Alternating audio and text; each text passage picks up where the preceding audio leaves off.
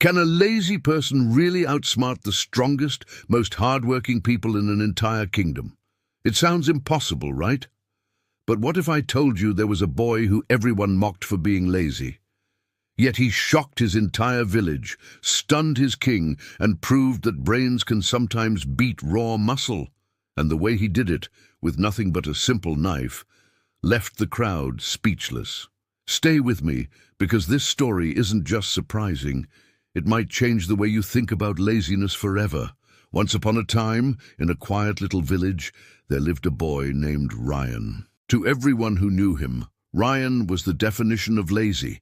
He hated moving, avoided hard work whenever possible, and always looked for shortcuts. But here's the twist. Ryan wasn't just lazy, he was clever. While other boys spent hours chasing birds away from their family, rice fields with sticks and stones, Ryan refused to waste his energy. Instead, he built tall wooden poles and tied ropes between them. With one quick pull, he could scare birds from the entire field without ever leaving the ground. While others ran around sweating, Ryan was lying down, barely lifting a finger. His father worried constantly. If something ever happens to me, how will Ryan take care of this land? He thought. And yet, as much as Ryan hated hard work, his tricks always got the job done. For that reason, his father never truly scolded him. After all, what mattered more, how the job was done or that it was finished? But deep down the whole village whispered the same thing. Ryan's laziness would one day catch up to him, and when it did, they believed he'd fail miserably. They had no idea just how wrong they were. Then one summer everything changed. The season was hotter than usual, and rain hadn't touched the ground in weeks. The fields were drying out, the soil cracked like broken glass, and the crops desperately needed water. That was when Ryan's father, who had always carried the heaviest burdens, suddenly fell ill. For the first time in his life, Ryan couldn't rely on someone else to pick up the slack. The responsibility of the entire field was now on his shoulders. At first, he tried. He carried buckets of water, pulled weeds, and attempted to do the heavy lifting. But laziness wasn't the problem anymore. It was weakness. He wasn't used to the labor his father endured every single day. Day after day, Ryan struggled under the blazing sun. His arms ached, his back hurt, and no matter how hard he pushed himself, the crops kept withering. Slowly, the green of the fields faded into dull brown. Weeks of effort slipped away in front of his eyes. One night, exhausted and covered in dirt, Ryan sat alone under the stars. He stared at the empty fields, and for the first time his clever little trick seemed worthless. Why didn't I ever try harder, he thought. If I'd been stronger, if I had worked like Father did, maybe I could save us now. That night, guilt sank into his chest like a heavy stone. For once, Ryan wasn't laughing at life. He wasn't finding shortcuts. He felt powerless. But fate wasn't finished with him. The very next morning, voices echoed through the village square. Ryan dragged himself out of bed and followed the sound. A soldier stood tall in the center of the crowd, his armor gleaming in the sun. And with a booming voice, he made an announcement that would change Ryan's life forever. A grand competition will be held at the King's palace. Whoever proves themselves the strongest and the smartest will win a chest of gold. The villagers gasped, and then they laughed. Not because of the prize, but because Ryan, of all people, was standing there with a determined look on his face. A lazy boy? Competing for the king's prize? It sounded like the funniest joke they had ever heard. But Ryan didn't care. For the first time, he had a reason bigger than his excuses. His family needed saving, and he refused to watch them lose everything. So while the villagers mocked him, Ryan quietly began his journey to the palace. And that's when his true story began. The journey took 3 long days. By the time Ryan reached the palace, hundreds of people had already gathered. The king himself stood tall on his balcony, looking down at the sea of hopeful competitors. Some were massive and muscular, others looked quick and agile, and every single one of them seemed far more prepared than Ryan. For a moment doubt crept back in.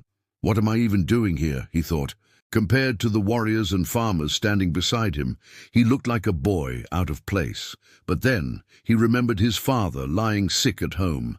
He clenched his fists and whispered, "I didn't come this far to give up now." The trumpet sounded. The competition had begun. The first challenge was announced. The contestants had to cross the enormous Palace Lake. The first 3 people to reach the other side would move on to the final round. When the countdown began, 3, 2, 1, everyone leapt into the water. Splashes filled the air as strong swimmers kicked furiously toward the far shore. Ryan stood frozen at the edge. There's no way I can beat them at swimming, he realized, but instead of panicking, he ran into the nearby forest. The crowd erupted in laughter. "Look at him! He's running away already!" they shouted. Yet Ryan's mind was racing. He gathered broken branches, tied them together with vines, and created a small raft. Using a piece of wood as a paddle, he set off across the lake. While others grew tired halfway across, their muscles burning from exhaustion, Ryan calmly paddled, slow, steady, but unstoppable. One by one, he passed the swimmers who were too exhausted to continue. And in the end, when the crowd looked on in disbelief, Ryan reached the shore in 3rd place. He had qualified.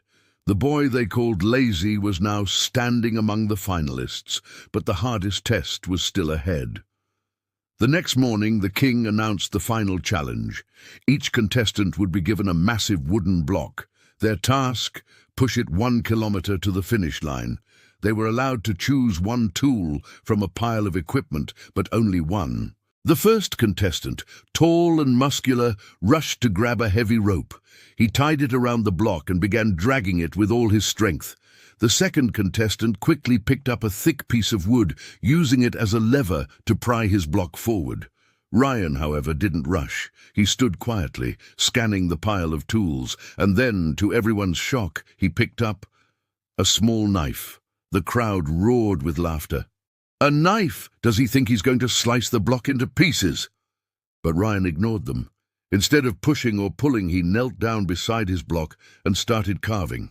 With every stroke of the knife, the shape of the block began to change, from a heavy square to a rounded ball.